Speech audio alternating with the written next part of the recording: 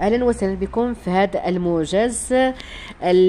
القاهرة صباح اليوم الاربعاء 27 شتنبر 2023، وعقب اجتماع أعضاء المكتب التنفيذي بالاتحاد الإفريقي لكرة القدم من أجل الإعلان على البلد الذي سينظم نسخة كان 2025 وكذلك كان 2027، وجاءت النتيجة كالتالي: المغرب هو الذي سينظم رسميا كأس إفريقيا للأمم 2025 بتصويت أعضاء الكاف بالإجماع 22 على 22 مع غياب صوتين وعدم تصويت فوزي القجع.